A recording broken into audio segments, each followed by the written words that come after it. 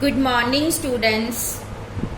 Commercial law ਦੇ ਅੱਜ ਦੇ ਇਸ ਲੈਕਚਰ ਦੇ ਵਿੱਚ ਅਸੀਂ ਕਰਾਂਗੇ ਕਿ ਇੱਕ ਵੈਲਿਡ ਕੰਟਰੈਕਟ ਦੇ ਕੀ ਐਸੈਂਸ਼ੀਅਲਸ ਐਲੀਮੈਂਟਸ ਹੁੰਦੇ ਆ।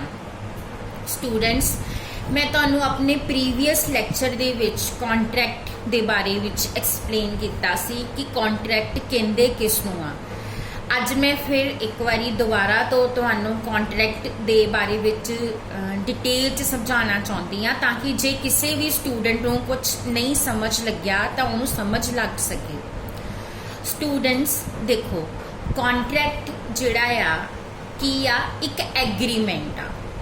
किहड़ा एग्रीमेंट आ जिन्नू लॉफुली इनफोर्स किया जा सकता है। कॉन्ट्रैक्ट की डेफिनेशन की है, contract is an agreement enforceable by law. वो एग्रीमेंट जिन्हों तुसी लॉफुली इनफोर्स कर सकते हो उन्होंने कॉन्ट्रैक्ट कहते हैं। मतलब वो एग्रीमेंट जिन्हों फुलफिल करवाने दे लई तुसी कोर्ट विच जा सकते हो, सूट फाइल कर सकते हो, केस कर सकते हो उस बंदे ते कि वो अपना प्रॉमिस पूरा करे। उस एग्रीमेंट नूं कॉन्ट्रैक्ट कहते हैं। स्टूडेंट्स, जिहड़ा कॉन्ट्रैक्ट आ उहदी शुरुआत हुंदी आ एक ऑफर तो। ठीक आ। सो सब तो पहला की हुंदा आ, जिस तरह फॉर एग्जाम्पल मान लो एक है सुनील ते एक है रहीम। सुनील दे कोल एक घर आ जिहड़ा कि वो 5 लाख रुपए दे विच वेचण लई इंटरस्टेड आ और वो रहीम नू कह रहा आ कि वो अपना घर 5 लाख दे विच वेचण च इंटरस्टेड आ कि रहीम उन्हों लेना चाहता आ। सो जदों वो ये गल रहीम नू कहंदा आ तो इहदा मतलब की आ कि वो उन्हों ऑफर दे रहा आ। की दे रहा आ? ऑफर। कादी ऑफर दे रहा आ? अपने घर दी, कि वो अपना घर 5 लाख दे विच उन्हों देण दे लई तैयार आ। और स्टूडेंट जदों रहीम ओदी इस गल नूं मन लेगा, यानी कि ओदा घर 5 लाख रुपए दे विच खरीदण लई तैयार हो जाएगा, ਇਹਦਾ मतलब की आ कि ओने ओदी ऑफर एक्सैप्ट कर ली आ। की कर ली आ? एक्सैप्ट कर ली आ। सो सब तो पहला की होया, एक ऑफर होई एक परसन वालों दूसरे परसन नूं कि वो पर्टिकुलर चीज़ वेचनी चाहता, पर्टिकुलर गुड्स वेचनिया चाहता, अपना कोई एसट वेचना चाहता आ इस प्राइस दे लई। और जदों दूसरा परसन ओदी ऑफर नूं एक्सैप्ट कर लैंदा आ, तैयार हो जाता है ओदे तो उस प्राइस दे विच ओदी उस चीज़ नूं खरीदण दे लई। ਇਹਦਾ मतलब की आ, उन्हें ओदी ऑफर एक्सैप्ट कर ली आ। And offer when accepted becomes a promise. जदों ऑफर एक परसन द्वारा की गई ऑफर दूजे परसन द्वारा एक्सैप्ट कर ली जाती आ, फिर वो प्रॉमिस बन जाती आ। फिर वो ऑफर नहीं रह जाती, फिर की बन जाती है? प्रॉमिस। हुण प्रॉमिस की आ, सुनील ने की प्रॉमिस किया कि वो 5 लाख दे विच रहीम नूं अपना घर देगा। ठीक है। ये प्रॉमिस सिर्फ सुनील वालों नहीं हैगा। ठीक है। प्रॉमिस रहीम वालों भी आ। रहीम की प्रॉमिस कर रहा आ कि ओदा घर खरीदण दे लई ओनू 5 लाख रुपया देगा।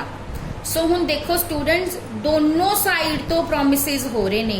सुनील की प्रॉमिस कर रहा अपना घर देगा रहीम नू, रहीम की प्रॉमिस कर रहा ओनू 5 लाख रुपया देगा।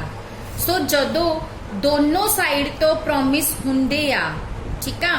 और देखो स्टूडेंट्स, ये प्रॉमिस की हैगे आ एक दूसरे दे लई कंसीडरेशन आ। कंसीडरेशन की हुंदी आ? Something in return.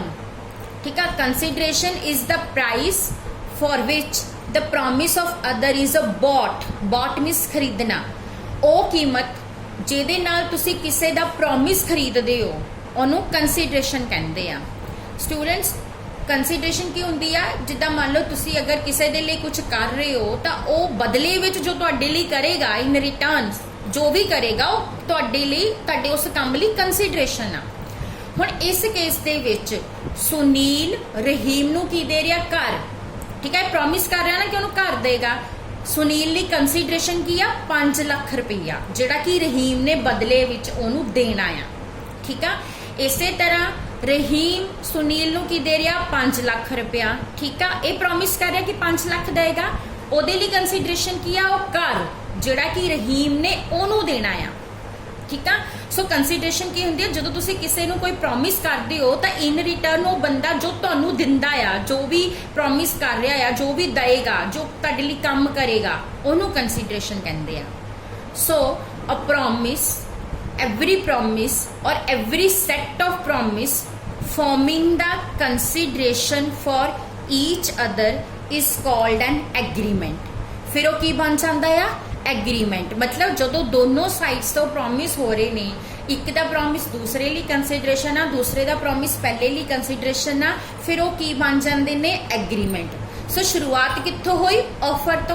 एक बंदे ने ऑफर की, दूजे ने एक्सैप्ट कर ली, ओदी ऑफर जो ने एक्सैप्ट कर ली वो बन गई प्रॉमिस, और जो प्रॉमिस दोनों साइड्स तो हुए, एक दूसरे लिए कंसीडरेशन बन गई, तो वो की बन गया एग्रीमेंट।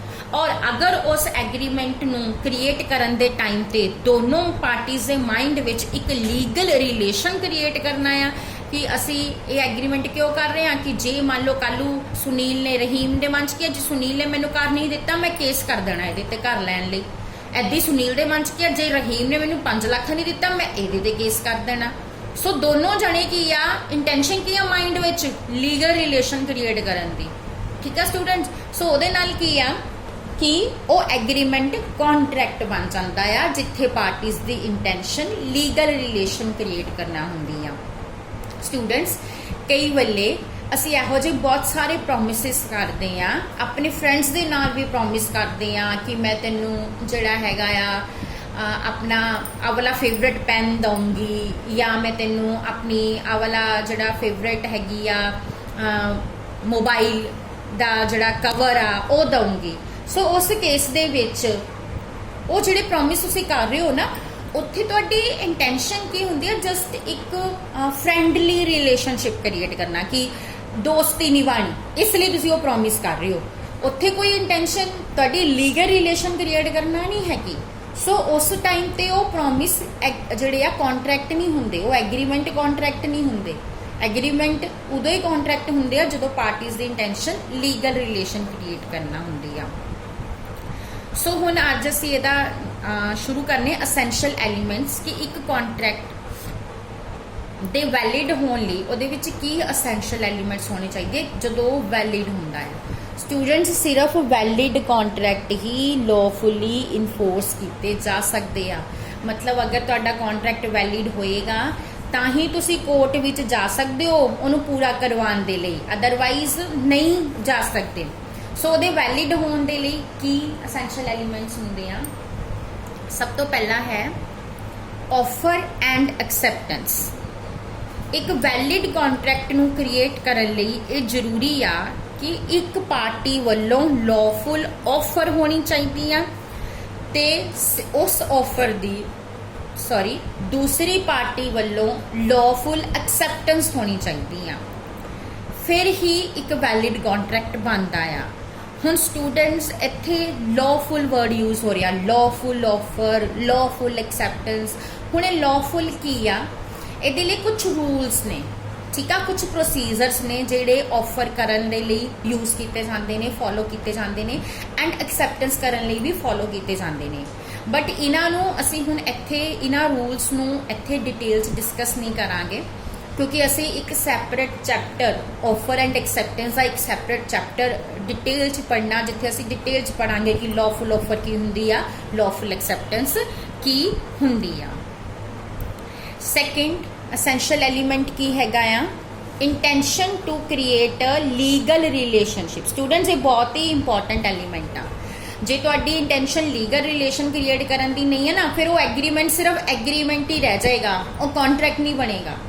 कॉन्ट्रैक्ट बनाने लिए जरूरी आ कि पार्टीज की इंटेंशन एक लीगल रिलेशन बनाना होवे, यानी कॉन्ट्रैक्ट एग्रीमेंट करन दे टाइम ते तुहाडे माइंड विच एक गल होनी चाहिए आ कि कल दूसरा बंदा अपना प्रॉमिस पूरा नहीं करूगा तो तुसी लॉफुली उस तो प्रॉमिस पूरा कराओगे, तुसी कोर्ट विच जाओगे उहदे तो प्रॉमिस पूरा करवाने लई। जे तुहाडे माइंड च इहो जी इंटेंशन हैगी आ एग्रीमेंट बनाते टाइम, तो मतलब वो एग्रीमेंट की आ एक कॉन्ट्रैक्ट आ। और जे तुहाडे माइंड च इहो जी कोई इंटेंशन नहीं हैगी ना, दोस्ती निभानी आ या आपां जिहड़ी हैगी आ सिर्फ पेरेंट्स लई जिहड़ा प्यार आ इसलिए वो प्रॉमिस कर रहे हैं, ठीक है, फिर उत्थे वो कॉन्ट्रैक्ट नहीं हुंदा। कॉन्ट्रैक्ट होने ਲਈ ਜ਼ਰੂਰੀ ਆ कि लीगल रिलेशनशिप होना। ਇਹਦੇ ਵਿੱਚ ਜਿਹੜਾ ਆ ਮੈਂ ਤੁਹਾਨੂੰ ਵੈਲਫੇਅਰ ਵਰਸਸ ਵੈਲਫੇਅਰ ਦਾ ਕੇਸ ਆਲਰੇਡੀ ਹਸਬੈਂਡ ਵਾਈਫ ਵਾਲਾ ਕੇਸ ਡਿਸਕਸ ਕਰਕੇ ਦੱਸ ਚੁੱਕੀ ਆ ਕਿ ਹਸਬੈਂਡ ਸੀਲਨ ਚਲਾ ਗਿਆ ਸੀ, ਵਾਈਫ ਨੂੰ ਪ੍ਰੋਮਿਸ ਕੀਤਾ ਸੀ ਕਿ ਮੈਂ ਤੈਨੂੰ ਇੰਨੇ ਪੈਸੇ ਭੇਜਿਆ ਕਰਾਂਗਾ, ਬਾਅਦ ਚ ਜਦੋਂ ਨਹੀਂ ਭੇਜੇ ਤਾਂ ਵਾਈਫ ਨੇ ਕੇਸ ਕਰਤਾ। ਪਰ ਕੋਰਟ ਨੇ ਕੀ ਡਿਸੀਜਨ ਦਿੱਤਾ ਸੀ ਕਿ ਉਹ ਤੁਹਾਡਾ ਇੱਕ ਡੋਮੈਸਟਿਕ ਰਿਲੇਸ਼ਨਸ਼ਿਪ ਸੀ। ਉਦੋਂ ਜਿਹੜਾ ਹਸਬੈਂਡ ਆ ਉਹਦੀ ਇੰਟੈਂਸ਼ਨ ਕੋਈ ਲੀਗਲ ਰਿਲੇਸ਼ਨ ਕ੍ਰੀਏਟ ਕਰਨਾ ਨਹੀਂ ਸੀ, ਜਸਟ ਇੱਕ ਜਿਹੜਾ ਆ ਘਰ ਨੂੰ ਚਲਾਉਣ ਦੇ ਲਈ ਇੱਕ ਜਿਹੜੀ ਗੱਲ ਕੀਤੀ ਗਈ ਸੀਗੀ। ਸੋ ਉਹ ਕੌਂਟਰੈਕਟ ਨਹੀਂ ਸੀ। ਠੀਕ ਆ ਸਟੂਡੈਂਟਸ। ਇਸ ਤੋਂ ਬਾਅਦ तीसरा पॉइंट आ, तीसरा एसेंशियल एलीमेंट आ लॉफुल कंसीडरेशन। कंसीडरेशन वर्ड मैं तुहानू हुणे समझा के हटी हाँ। कंसीडरेशन का मतलब हुंदा समथिंग इन रिटर्न। स्टूडेंट्स सिर्फ उही कॉन्ट्रैक्ट वैलिड हुंदे आ जिथे कंसीडरेशन हुंदी आ। जिहड़ा एग्रीमेंट्स दे विच कंसीडरेशन नहीं ना हुंदी, यानी बिना किसी कंसीडरेशन तो तुसी कुछ प्रॉमिस कर रहे हो तो वैलिड कॉन्ट्रैक्ट नहीं हुंदे। ठीक आ। तुसी अपने फ्रेंड नू जिहड़ा प्रॉमिस कर रहे हो कि तुसी ओनू ओहदे बर्थडे ते एक वॉच गिफ्ट करोगे। ठीक आ। तुसी जिहड़ा वो गिफ्ट देण दा प्रॉमिस कीता उत्थे तुहानू कोई कंसीडरेशन इन रिटर्न फ्रेंड वालों कुछ नहीं आना, कुछ नहीं मिलना। सो कंसीडरेशन मिसिंग आ, कंसीडरेशन नहीं हैगी। फिर उस केस दे विच मान लो कल ओहदे बर्थडे ते तुसी ओनू वॉच नहीं दित्ती तो कोर्ट विच नहीं जा सकदा कि इहने तां मैनू प्रॉमिस कीता सी कि मैनू वॉच गिफ्ट करेगा और हुण इहने दित्ती नहीं। सो कोर्ट च नहीं वो केस कर सकदा। क्यों नहीं कर सकदा? क्योंकि कंसीडरेशन नहीं सी उत्थे। ठीक आ। उहने प्रॉमिस तां कीता सी पर इन रिटर्न ओनू कुछ नहीं मिलना सी। इसे तरह ही मान लो तुसी कोई तुहाडे जिहड़ा हैगा घर दे नेड़े कोई गुरुद्वारा या कोई मंदिर बनदा पिया आ तो तुसी उत्थे जिहड़ा आ प्रॉमिस कीता आ कि मैं जी 5100 रुपया डोनेट करूँगा इहदे वास्ते। ठीक आ। ते उत्थे बच्चों जो तुसी इहो जिहा प्रॉमिस कीता तो इन रिटर्न तुहानू कुछ नहीं मिलना, कंसीडरेशन मिसिंग आ। ठीक है। सिर्फ तुहाडे वल्लों ही प्रॉमिस आ। फिर उस केस दे विच भी अगर तुसी फ्यूचर दे विच मना कर दिंदे हो पैसे देण तो जिहड़े गुरुद्वारे वाले आ या मंदिर वाले आ तुहाडे ते केस नहीं कर सकदे क्योंकि उत्थे कोई भी कंसीडरेशन प्रेजेंट नहीं सी। सो कंसीडरेशन दा होना जरूरी आ। कंसीडरेशन का मतलब की है समथिंग इन रिटर्न। जे तुसी कुछ प्रॉमिस कीता तां इन रिटर्न तुहानू भी कुछ मिलना चाहिदा आ, तां ही वो कॉन्ट्रैक्ट वैलिड कॉन्ट्रैक्ट हुंदा आ। स्टूडेंट्स जिहड़ी कंसीडरेशन हैगी आ ਉਹਦਾ ਹੋਣਾ ਜ਼ਰੂਰੀ ਹੁੰਦਾ ਆ। ਉਹਦੀ ਐਡਿਕੁਏਸੀ ਮੈਟਰ ਨਹੀਂ ਕਰਦੀ ਵੀ ਉਹ ਸਫੀਸ਼ੀਐਂਟ ਹੈਗੀ ਆ ਜਾਂ ਨਹੀਂ। ਇਹਦੇ ਵਿੱਚ ਮੈਂ ਤੁਹਾਨੂੰ ਇੱਕ ਐਗਜ਼ਾਮਪਲ ਦਿੰਨੀ ਆ। ਜਿੱਦਾਂ ਮੰਨ ਲਓ ਤੁਹਾਡੀ ਗੱਡੀ ਹੈਗੀ ਆ, ਤੁਸੀਂ ਉਹਦੀ ਵੈਲਿਊ ਵੈਸੇ ਕੋਈ 5 ਲੱਖ ਆ। ਠੀਕ ਆ। ਬਟ ਤੁਹਾਨੂੰ ਹੁਣ ਪੈਸੇ ਦੀ ਜ਼ਰੂਰਤ ਆ ਤੇ ਤੁਸੀਂ ਨਾ 50,000 ਚ ਪ੍ਰੋਮਿਸ ਕਰਤਾ 50,000 ਚ ਗੱਡੀ ਵੇਚਣ ਦਾ ਕਿ ਮੈਂ 50,000 ਚ ਗੱਡੀ ਵੇਚ ਦੇਣੀ। ਠੀਕ ਆ। ਹੁਣ ਗੱਡੀ 5 ਲੱਖ ਦੀ ਆ, ਕੰਸੀਡरेशन सिर्फ 50,000 ਆ, यानी कंसीडरेशन एडिकुएट नहीं हैगी, सफिशिएंट नहीं ना हैगी, गड्डी ਦੀ वैल्यू ਦੇ ਬਰਾਬਰ ਨਹੀਂ ਹੈਗੀ। बट ਹੁਣ ਤੁਸੀਂ ਬਾਅਦ ਵਿੱਚ ਮਨਾ ਕਰ ਰਹੇ ਹੋ ਉਸ ਪਰਸਨ ਨੂੰ ਜਿਹਨੂੰ ਤੁਸੀਂ ਪ੍ਰੋਮਿਸ ਕੀਤਾ ਸੀ 50,000 ਚ ਗੱਡੀ ਦੇਣ ਦਾ ਕਿ 50,000 ਤਾਂ ਬਹੁਤ ਛੋਟਾ ਅਮਾਉਂਟ ਆ, ਮੇਰੀ ਗੱਡੀ 5 ਲੱਖ ਦੀ ਆ, ਸੋ ਮੈਂ ਇਹ ਨਹੀਂ ਵੇਚਣੀ। पर तुसी इस तरह नहीं कर सकते क्योंकि कंसीडरेशन होनी जरूरी हुंदी आ। भी कंसीडरेशन होवे, ओदी एडिकुएसी मैटर नहीं करती, चाहे वो थोड़ी होवे वध होवे, जे हैगी आ ना फिर वो बंदा कोर्ट च जा सकदा कि इहने मैनू प्रॉमिस कीता ही 50,000 च गड्डी देण दा, हुण इह मना कर रहा। तो तुसी नहीं कह सकते कि कंसीडरेशन एडिकुएट नहीं आ क्योंकि एडिकुएसी मैटर नहीं करती, सिर्फ कंसीडरेशन दा होना जरूरी हुंदा आ। ठीक आ। सैकेंड थिंग की आ कि कंसीडरेशन पास्ट विच भी हो सकती है, प्रेजेंट च भी हो सकती है, तो फ्यूचर च भी हो सकती है। पास्ट कंसीडरेशन का मतलब की आ कि तुसी किसी नू प्रॉमिस कर रहे हो कुछ क्योंकि उन्हें पास्ट विच तुहाडे लई कुछ कीता सी। ठीक है। वो भी वैलिड आ। इस तरह प्रेजेंट च हुंदा भी नाल दी नाल आपां हुण गड्डी देनी, हुण ही पैसे ले लैने। एंड फ्यूचर कंसीडरेशन किया कि तुसी प्रॉमिस कर रहे हो उन्होंने गड्डी देण दा और वो पेमेंट तुहानू फ्यूचर च मिलनी आ, उन्हें फ्यूचर च पैसे देने आ, वो भी गुड कंसीडरेशन आ। So consideration may be in past, may be in present and may be in future, किसी तरह भी हो सकती है। और उस तो बाद एक पॉइंट हो रहा कि कंसीडरेशन लॉफुल होनी चाहिए। कंसीडरेशन कोई लीगल काम होना चाहिए, किसी तरह का कोई इलीगल काम नहीं होना चाहिए। हुण तुसी किसी नू पैसे दे रहे हो, ठीक आ, ਤੇ ਬਦਲੇ ਦੇ ਵਿੱਚ ਕੰਸੀਡਰੇਸ਼ਨ ਕੀ ਆ, ਤੁਸੀਂ ਉਹਨੂੰ ਕਹਿਤਾ ਕਿ ਉਹ ਜਿਹੜਾ ਉਹਦੀ ਗੱਡੀ ਜਾ ਕੇ ਤੋੜਿਆ, ਉਹਦੀ ਗੱਡੀ ਦਾ ਸ਼ੀਸ਼ਾ ਤੋੜਿਆ, ਮੈਂ ਤੈਨੂੰ 10,000 ਰੁਪਇਆ ਦਊਂਗਾ, ਠੀਕ ਆ। ਫਿਰ ਉੱਥੇ ਉਹਨੇ ਤੁਸੀਂ ਉਹਨੂੰ 10,000 ਦੇ ਦਿੱਤਾ, ਪਰ ਉਹਨੇ ਗੱਡੀ ਦਾ ਸ਼ੀਸ਼ਾ ਨਹੀਂ ਤੋੜਿਆ, ਪਰ ਤੁਸੀਂ ਫਿਰ ਵੀ ਕੋਰਟ 'ਚ ਨਹੀਂ ਜਾ ਸਕਦੇ। ਕਿਉਂ? ਕਿਉਂਕਿ ਜਿਹੜੀ ਕੰਸੀਡਰੇਸ਼ਨ ਸੀ ਉਹ ਲੀਗਲ ਐਕਟੀਵਿਟੀ ਨਹੀਂ ਸੀ। ਸੋ ਕੰਸੀਡਰੇਸ਼ਨ ਲॉफुल ਵੀ ਹੋਣੀ ਚਾਹੀਦੀ ਆ। ਸੋ ਕੰਸੀਡਰੇਸ਼ਨ ਹੋਣੀ ਚਾਹੀਦੀ ਆ, ਉਹਦੀ ਐਡਿਕੁਏਸੀ ਮੈਟਰ ਨਹੀਂ ਕਰਦੀ, ਰੀਅਲ ਹੋਣੀ ਚਾਹੀਦੀ ਆ, ਪਾਸਟ 'ਚ ਵੀ ਹੋ ਸਕਦੀ ਆ, ਪ੍ਰੈਜ਼ੈਂਟ 'ਚ ਵੀ ਹੋ ਸਕਦੀ ਆ, ਫਿਊਚਰ 'ਚ ਵੀ ਹੋ ਸਕਦੀ ਆ, ਐਂਡ ਲॉफुल ਹੋਣੀ ਚਾਹੀਦੀ ਆ। ਉਸ ਤੋਂ ਬਾਅਦ ਨੈਕਸਟ ਪੁਆਇੰਟ ਹੈ, 4th ਪੁਆਇੰਟ ਹੈ ਕੈਪੈਸਿਟੀ ਆਫ ਪਾਰਟੀਜ਼।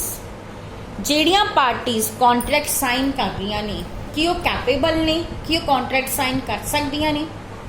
ਇਹ ਵੀ ਦੇਖਣਾ ਜ਼ਰੂਰੀ ਆ। ਸਟੂਡੈਂਟਸ, ਕਿਹੜੇ ਲੋਕ ਹੁੰਦੇ ਆ ਜਿਹੜੇ ਕੰਟਰੈਕਟ ਸਾਈਨ ਨਹੀਂ ਕਰ ਸਕਦੇ? 3 ਤਰ੍ਹਾਂ ਦੇ ਪਰਸਨ ਨੇ ਜਿਹੜੇ ਕੋਈ ਵੀ ਕੰਟਰੈਕਟ ਸਾਈਨ ਨਹੀਂ ਕਰ ਸਕਦੇ। ਸਭ ਤੋਂ ਪਹਿਲਾਂ ਆ ਮਾਈਨਰ। ਮਾਈਨਰ ਕਿਹਨੂੰ ਕਹਿੰਦੇ ਆ? ਜਿਹਦੀ ਏਜ 18 ਸਾਲ ਤੋਂ ਘੱਟ ਆ ਉਹਨੂੰ ਮਾਈਨਰ ਕਹਿੰਦੇ ਆ। ਜਿਹਨੇ ਆਪਣੀ ਲਾਈਫ ਦੇ 18 ਈਅਰ ਕੰਪਲੀਟ ਨਹੀਂ ਨਾ ਕੀਤੇ, ਉਹ ਮਾਈਨਰ ਆ। ਔਰ ਮਾਈਨਰ ਕਿਸੇ ਤਰ੍ਹਾਂ ਦਾ ਕੋਈ ਵੀ ਕੰਟਰੈਕਟ ਸਾਈਨ ਨਹੀਂ ਕਰ ਸਕਦਾ। ਸੈਕਿੰਡ ਆ ਪਰਸਨ ਆਫ ਅਨਸਾਊਂਡ ਮਾਈਂਡ। ਅਨਸਾਊਂਡ ਮਾਈਂਡ ਮਤਲਬ ਜਿਨ੍ਹਾਂ ਦਾ ਮਾਈਂਡ ਸਾਊਂਡ ਨਹੀਂ ਆ, ਠੀਕ ਨਹੀਂ ਆ, ਜਿਹੜੇ ਇਸ ਗੱਲ ਨੂੰ ਸਮਝ ਨਹੀਂ ਸਕਦੇ ਕਿ ਜਿਹੜਾ ਉਹ ਕੰਟਰੈਕਟ ਸਾਈਨ ਕਰ ਰਿਹਾ ਉਹਦੇ ਤੇ ਕੀ ਇਫੈਕਟ ਹੋਏਗਾ, ਉਹਦਾ ਕੀ ਅਸਰ ਹੋਏਗਾ। ਜਿਹੜੇ ਇਹਨਾਂ ਗੱਲਾਂ ਨੂੰ ਨਹੀਂ ਸਮਝ ਸਕਦੇ ਨਾ, ਉਹ ਵੀ ਕੈਪੇਬਲ ਨਹੀਂ ਹੁੰਦੇ ਕੰਟਰੈਕਟ ਸਾਈਨ ਕਰਨ ਦੇ। ਐਂਡ ਥਰਡ ਆ ਪਰਸਨ ਡਿਸਕੁਆਲੀਫਾਈਡ ਬਾਈ ਲਾਅ ਨੇ ਕੁਝ ਪਰਟੀਕੂਲਰ ਪਰਸਨਸ ਨੂੰ ਲਾਈਕ ਇਨਸੋਲਵੈਂਟਸ ਨੂੰ ਜਿਹੜਾ ਆ ਕੰਟਰੈਕਟ ਸਾਈਨ ਕਰਨ ਤੋਂ ਜਿਹੜਾ ਡਿਸਕੁਆਲੀਫਾਈ ਕੀਤਾ ਹੋਇਆ ਆ। ਸੋ ਜਿਹੜਾ ਪਰਸਨ ਕੰਟਰੈਕਟ ਸਾਈਨ ਕਰ ਰਿਹਾ ਆ ਉਹ ਮਾਈਨਰ ਨਹੀਂ ਹੋਣਾ ਚਾਹੀਦਾ, ਅਨਸਾਊਂਡ ਮਾਈਂਡ ਨਹੀਂ ਹੋਣਾ ਚਾਹੀਦਾ, ਡਿਸਕੁਆਲੀਫਾਈਡ ਬਾਈ ਲਾਅ ਨਹੀਂ ਹੋਣਾ ਚਾਹੀਦਾ। ਜੇ ਉਹ ਇਹ ਕੰਡੀਸ਼ਨ ਸੈਟੀਸਫਾਈ ਕਰ ਰਿਹਾ ਆ ਫਿਰ ਹੀ ਉਹ ਕੰਟਰੈਕਟ ਵੈਲਿਡ ਆ, ਠੀਕ ਆ। ਸੋ ਜੇ ਕੋਈ ਮਾਈਨਰ ਕੰਟਰੈਕਟ ਸਾਈਨ ਕਰ ਰਿਹਾ ਜਾਂ ਅਨਸਾਊਂਡ ਮਾਈਂਡ ਵਾਲਾ ਪਰਸਨ ਸਾਈਨ ਕਰ ਰਿਹਾ ਜਾਂ ਜਿਹਨੂੰ ਲਾਅ ਨੇ ਡਿਸਕੁਆਲੀਫਾਈ ਕੀਤਾ ਆ, ਉਹਦੇ ਦੁਆਰਾ ਕੀਤਾ ਗਿਆ ਕੰਟਰੈਕਟ ਵੈਲਿਡ ਨਹੀਂ ਹੁੰਦਾ ਕਿਉਂਕਿ ਉਹ ਕੈਪੇਬਲ ਨਹੀਂ ਹੈਗੇ, ਉਹ ਕੰਟਰੈਕਟ ਸਾਈਨ ਨਹੀਂ ਕਰ ਸਕਦੇ। ਸੋ ਇਹਦੇ ਨਾਲ ਹੀ ਅੱਜ ਦਾ ਅਸੀਂ ਇਹ ਟੌਪਿਕ ਖਤਮ ਕਰਦੇ ਹਾਂ। ਇਸ ਤੋਂ ਬਾਅਦ ਵੀ ਕੁਝ ਐਸੈਂਸ਼ੀਅਲ ਐਲੀਮੈਂਟਸ ਨੇ, ਉਹ ਅਸੀਂ ਆਪਣੇ ਨੈਕਸਟ ਲੈਕਚਰ ਦੇ ਵਿੱਚ ਡਿਸਕਸ ਕਰਾਂਗੇ। Thank you.